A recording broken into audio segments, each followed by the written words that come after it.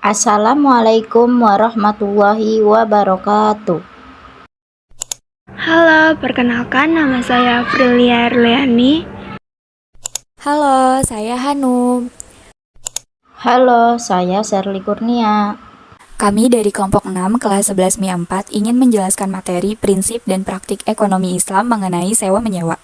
Pengertian sewa-menyewa. Sewa-menyewa dalam fikih Islam disebut ijaroh. Secara etimologis, kata ijaroh berasal dari kata ajru yang berarti aywadu atau pengganti. Oleh karena itu, thawab atau pahala disebut juga dengan ajru atau upah. Definisi ijaroh dalam kitab-kitab fikih Islam artinya ialah imbalan yang harus diterima oleh seseorang atas jasa yang diberikannya. Selanjutnya yaitu dasar hukum ijaroh. Dasar hukum ijaroh terdapat dalam firman Allah Subhanahu wa Ta'ala dalam potongan surat Al-Baqarah ayat 233 yang berbunyi, A'udzu billahi minasyaitonir rajim. Bismillahirrahmanirrahim. Wa in aradtum an tastardi'u auladakum fala junaha 'alaikum idza salamtum ma ataitum bil ma'ruf. Yang artinya, jika kamu ingin menyusukan anakmu kepada orang lain, maka tidak ada dosa bagimu memberikan pembayaran dengan cara yang patut. Quran Surat Al-Baqarah ayat 233. Firman Allah Subhanahu wa Ta'ala untuk dasar hukum ijarah yang kedua terdapat dalam potongan Quran Surat At-Talaq ayat 6 yang berbunyi, A'udzu billahi minasyaitonir rajim. Bismillahirrahmanirrahim. Fa in arda'na lakum fa'tuhunna ujurahun. Yang artinya, kemudian jika mereka menyusukan anak-anakmu, maka berikanlah imbalan kepada mereka. Quran Surat At-Talaq ayat 6. Syarat ijarah. Yang pertama, kedua pihak sudah dewasa alias balik dan berakal alias tidak mabuk. Yang kedua, kedua pihak rela dan tidak adanya paksaan dari pihak manapun. Yang ketiga, barang yang menjadi objek transaksi harus jelas adanya. Yang keempat, barang yang menjadi objek transaksi juga harus halal sesuai syariat Islam.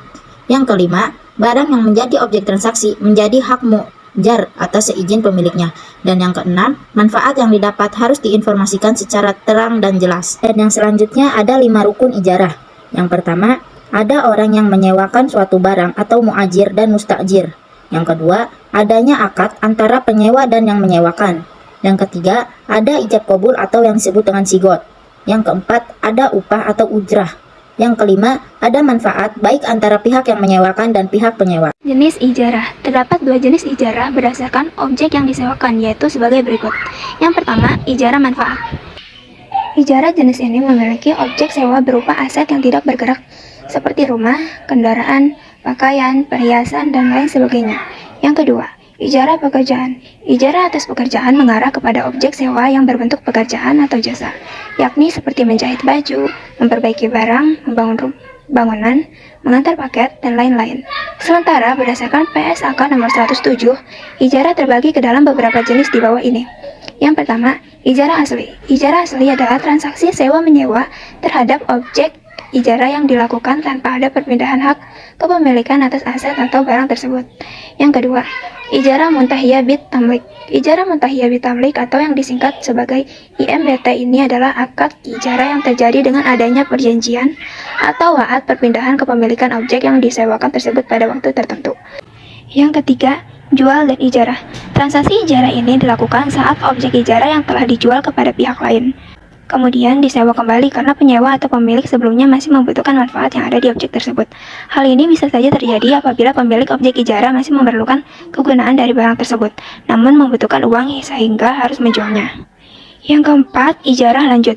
Ijarah lanjut merupakan kegiatan menyewakan lebih lanjut barang atau aset yang sebelumnya telah disewakan dari pemilik kepada pihak lain. Nah, sekarang pelaksanaan penjualan dapat dilakukan melalui 1. Sebelum akad berakhir, 2. Setelah akad berakhir, dan ketiga, penjualan secara bertahap melalui wa'ad atau janji pemberi sewa-menyewa. Pembatalan ijarah.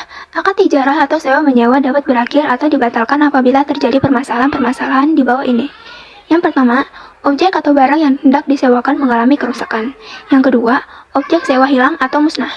Yang ketiga, masa sewa-menyewa yang sebelumnya sudah disepakati oleh kedua belah pihak telah berakhir. Yang keempat, apabila dalam bentuk barang, maka penyewa harus mengembalikan kepada pemiliknya. Sementara jika yang disewa adalah jasa, maka orang tersebut berhak menerima upah dari jasa yang telah dilakukan. Yang kelima, terjadi uzur pada salah satu pihak. Sekian penjelasan dari kelompok kami. Terima kasih.